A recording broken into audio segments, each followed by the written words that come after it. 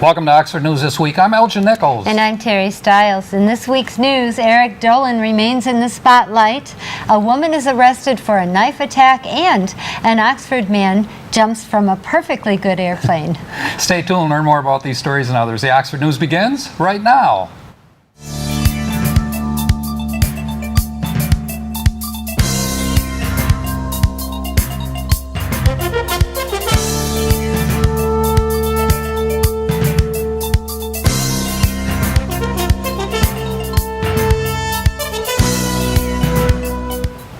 Oxford Village Councilman Eric Dolan is accused of threats, physical assault, and constitutional violation of a 24-year-old African American's rights.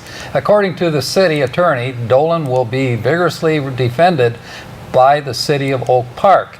Serving as a police officer with the city police department, Dolan arrested Dominic McCrae and a friend when they repeatedly refused to follow the instructions to stop and return to the officer. A witness supports Dolan's story. Since there were no criminal charges brought against the pair, the misdemeanor charges were dropped during their arraignments, and the attorney defends the city and Dolan, stating that Dolan and the other officers followed standard police procedures. The attorney states McCrae's questionable background will come to play, which he says he believes after all the facts are revealed, Officer Dolan and the city will be completely exonerated by the court. A 37-year-old Oxford resident, Jill Soev, was arrested for stabbing her live-in boyfriend during an argument.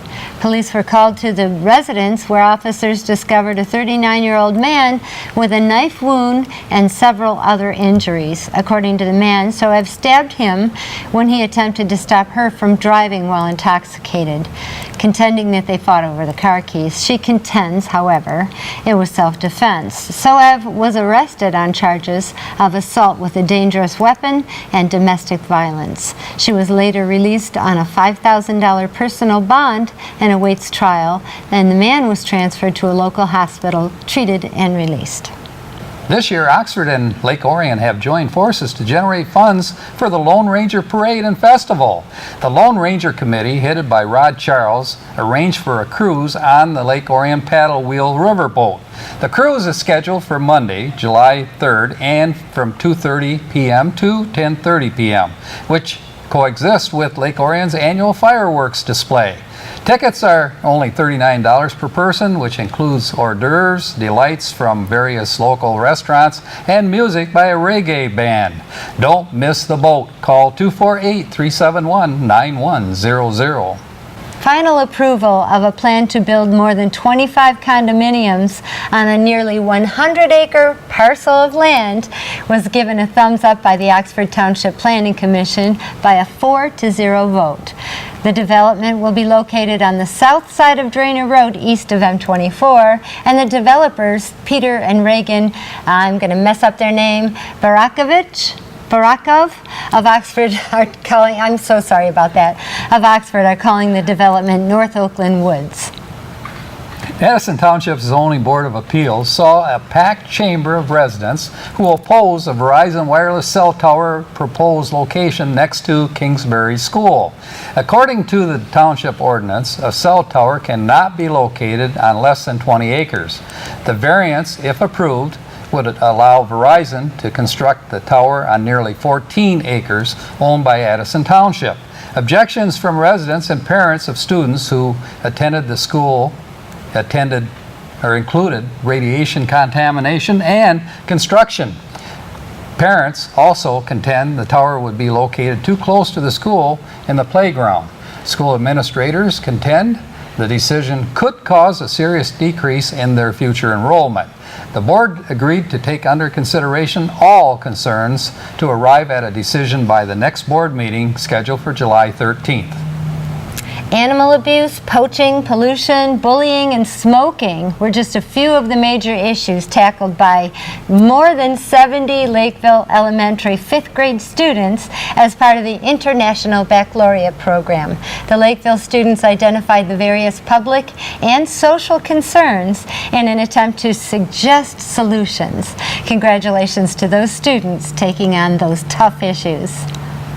For those of you who know Oxford Township Supervisor William Dunn, you would know that he is no stranger to adventure, and this time he decided to jump out of an airplane at 14,000 feet to celebrate his 70th birthday.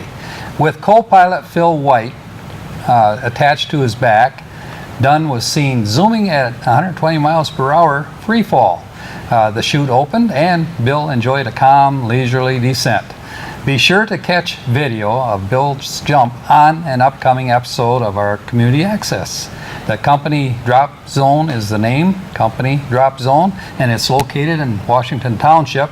And if you're interested in a skydiving jump, call 586-752-5867 and tell them Bill Dunn sent you.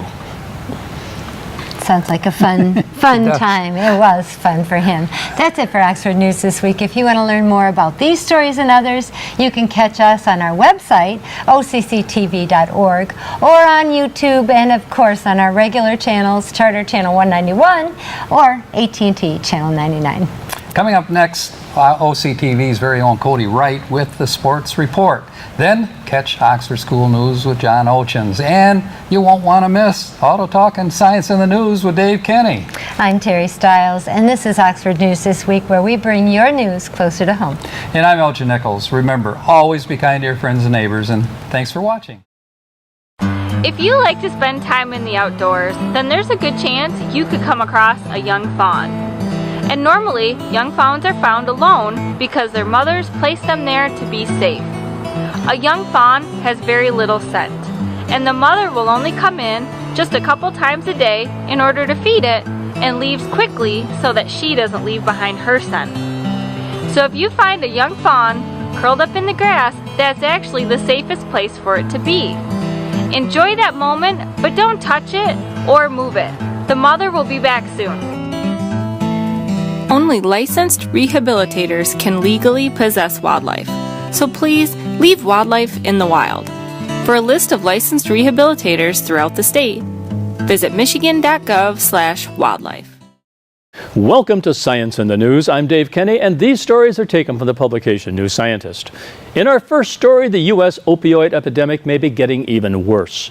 Preliminary data suggest overdoses are soaring, while law enforcement officials have been warned about the dangers of fentanyl after it caused a police officer to collapse. In a speech this week, the U.S. Drug Enforcement Administration Deputy Attorney General Rod Rosenstein noted preliminary data suggesting drug overdose deaths rose nearly 20% in 2016 compared with the previous year. Official rates won't be available from the Centers for Disease Control and Prevention, or the CDC, until later this year, but data compiled by the New York Times suggest overdose deaths in the U.S. probably exceeded 59,000 in 2016. Rosenstein also urged people walking in law enforcement to practice extreme caution when handling fentanyl, a synthetic opioid between 50 to 100 times more potent than morphine. The drug is prescribed for severe pain, but is increasingly being sold on the street, often mixed with heroin or other drugs. Fentanyl is so powerful that it poses a threat to emergency services staff who encounter it as part of their job. Inhaling just a few airborne particles could be fatal, says Rosenstein. Our police officers and first responders face this danger every day. Last month, a police officer in Ohio collapsed after merely brushing some fentanyl off his shirt. He survived, but required 4 doses of the overdose treatment Narcan. Law enforcement officers have also suffered exposures in New Jersey, Georgia, Connecticut, and that's what Rosenstein says. Police who may come into contact with fentanyl definitely need to take precautions, says Kim Janda, a chemistry researcher at the Scripps Research Institute in San Diego, California. He says inhaling the drug is particularly dangerous, but it's difficult to know when you're dealing with fentanyl, as it often is in a powder form that looks like many other drugs. As well as contributing to thousands of deaths, opioid addiction is also causing many babies to be born with neonatal abstinence syndrome, which is caused by infants being exposed to addictive drugs while in the womb. Carolyn Curtis is a physician in Huntington, West Virginia, the state which had the U.S.'s highest overdose death rate in 2015. She estimates that 11% of babies born in the hospital where she works have neonatal abstinence syndrome, and says carfentanil, a fentanyl-related opioid that is 10,000 times more potent than morphine, is becoming a growing problem in the area. Well, Back to nature, dying on a bed of flowers might seem like a good way to go. Perhaps not, though, when you're a beetle suffering from a gruesome fungal infection. North America's goldenrod soldier beetles feed and mate on flowers, and that's where some of them meet their end, too. When infected with the fungus Eriniopsis lampidarum, I hope I got that right, the beetles clamp their jaws on a flower only to die soon after. Hours later, and still stuck to the flowers, the dead beetle's wings snap open as they are about to fly. If you went to a morgue where there was somebody that had been killed, and about 24 hours after their death they suddenly sat up and raised their arms, it would be very spooky, says Donald Steinkraus at the University of Arkansas in Fayetteville. That happens in these beetles and is the result of the fungus infection, he adds. Steinkraus thinks this strategy increases the chance of the fungal infection being picked up by healthy beetles.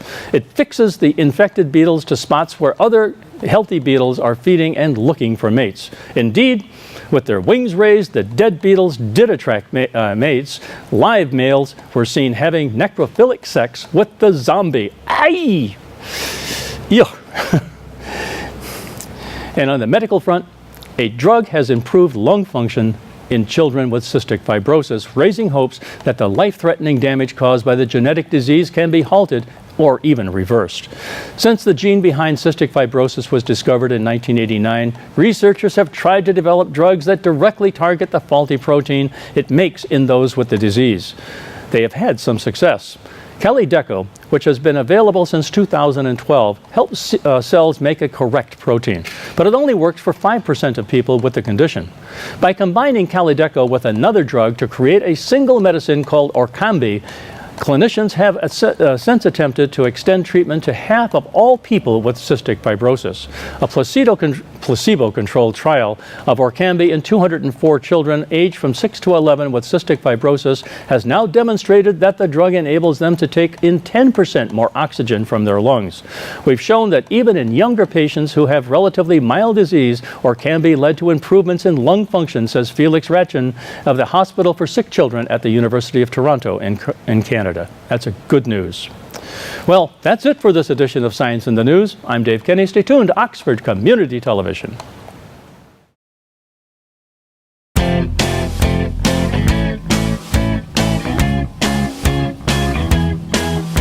Hi, my name is W. Ripto. I'm a member of the Addison Township Fire Department.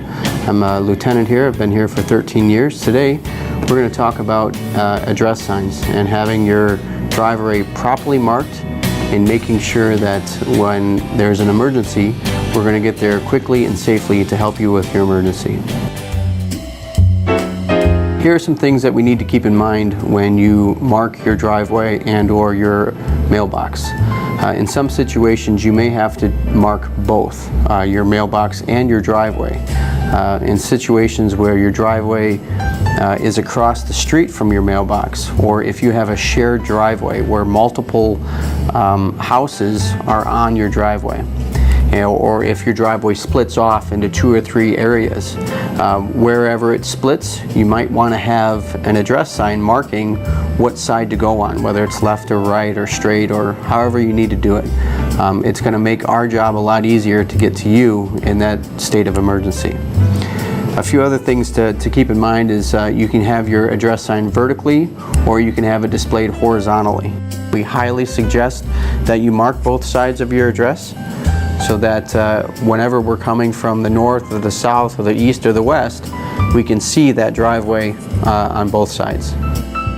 In our engines, in our ambulances, we have our map books. And in our map books, we have very detailed oriented pictures showing exactly where the addresses are.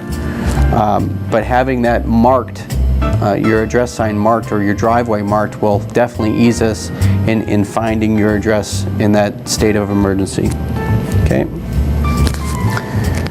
In the map book, we have all of our hydrants marked, we have all of our streets marked, and it makes it a lot easier for us to find.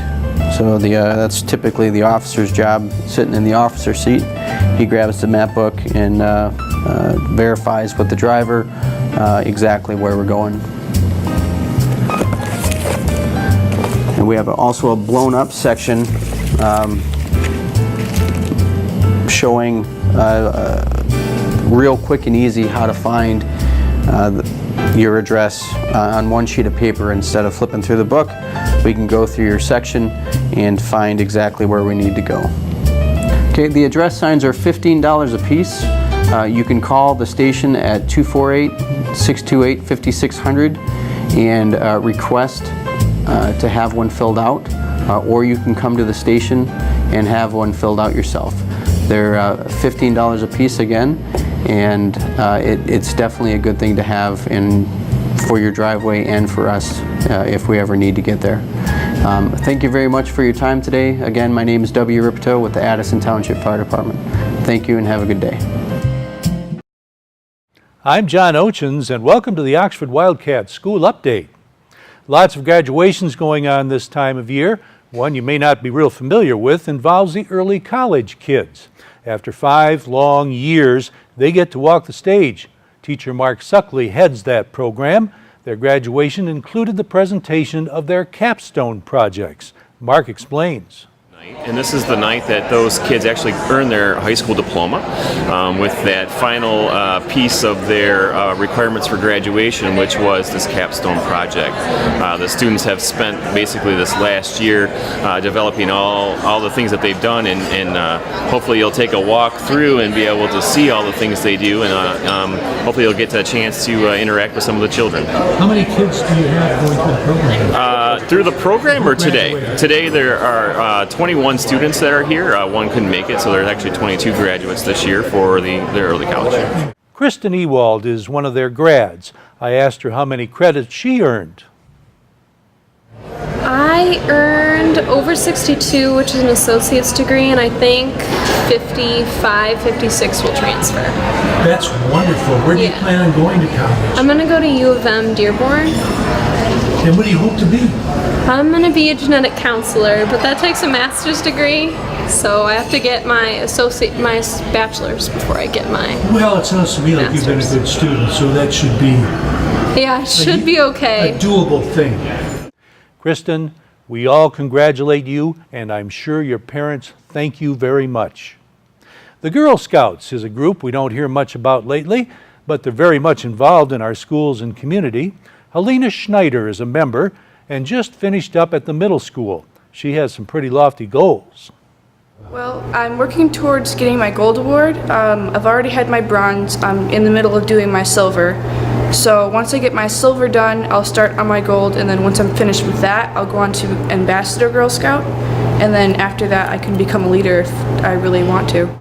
Helena just completed a big step towards her goal.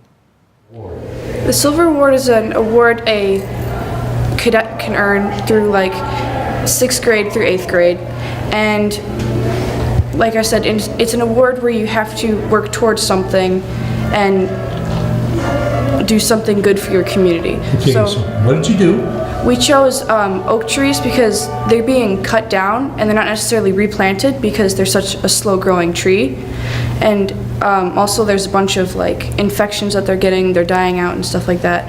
So we wanted to spread that awareness to other people. And so we planted the 3 oak trees at each of our middle schools. I'm doing this with another person, Deanna Moreau, at Oakview. And so we planted 3 oak trees at each of our middle schools, and then over at her middle school, she gave out oak saplings to the 8th graders. So the 8th graders can then plant them in their yards and, spread the word about, what's happening to these oak trees. And then here, we just did the 3 oak trees, and we're going to put a sign up in the office here, so people in the future will know what we did and why we did it. Good work. You've probably heard that there'll be some changes to our elementary second language program. Over the next 3 years it'll be happening. We'll be switching from Chinese to Spanish. I had a chance to talk to Oxford Elementary Principal Jeff Brown about this. He had some interesting thoughts. First, it always makes me a little bit sad when we have to do any type of a change because it does affect people. And there are teachers that I've worked with for many years who may or may not be able to continue in their current position. So I'm always sad when any program changes impacts people. But there are also some great opportunities that are going to come to our kids from having the opportunity to switch from Chinese to Spanish. And the opportunity that I'm most excited about is the opportunity to have real conversation with students in Mexico.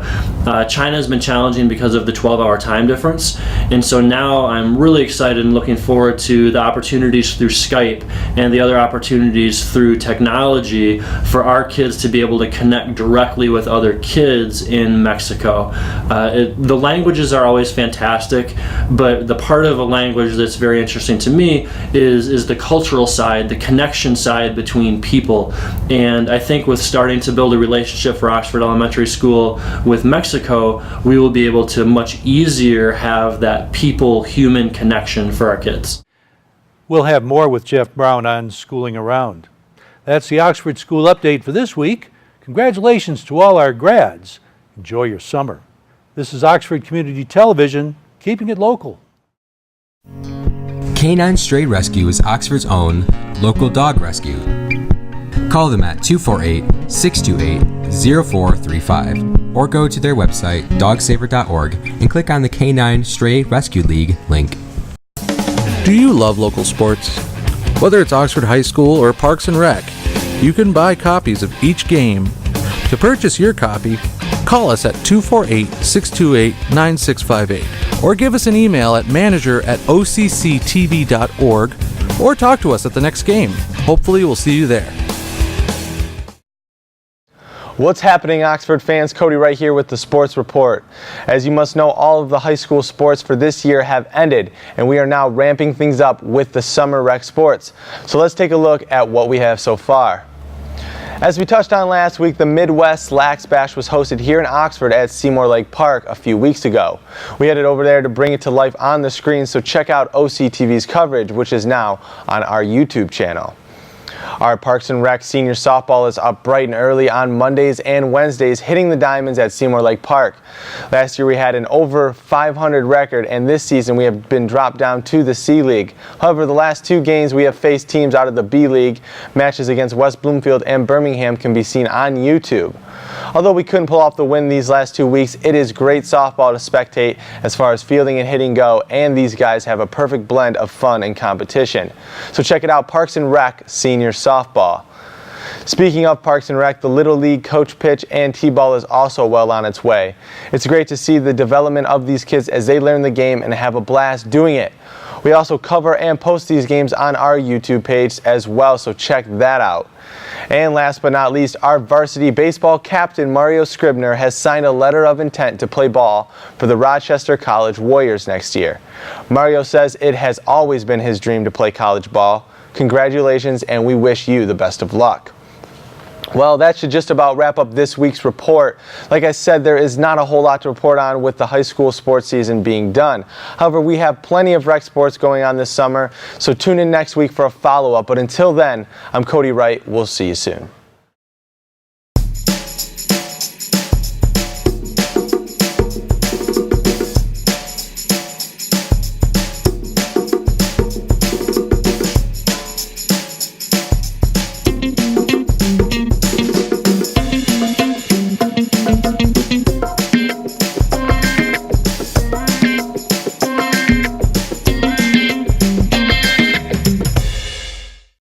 Welcome to this edition of Auto Talk. I'm Dave Kenny, and these stories are taken from the publication Automotive News. In our first story, General Motors has started testing its second-generation Chevrolet Bolt EV autonomous vehicles on public roads. The all-electric hatchbacks are the first of 130 with self-driving technologies produced at the automaker's Orion assembly plant. Testing of a small number of the second-generation vehicles has begun in San Francisco and is to expand to the Detroit area and Scottsdale, Arizona in the coming months.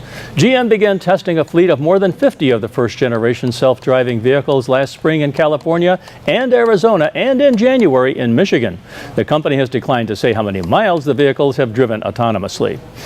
The new fleet features GM's latest array of equipment, including LiDAR, cameras, sensors, and other hardware designed to accelerate development of fully autonomous vehicles. In December, CEO Mary Barra said GM would begin building the self-driving EVs at Orion Assembly alongside the Chevrolet Spark and non-autonomous versions of the Bolt EV. GM plans to first launch production of self-driving Bolt EVs for ride-sharing in major cities. However, the company has not put a timeline on when that may occur.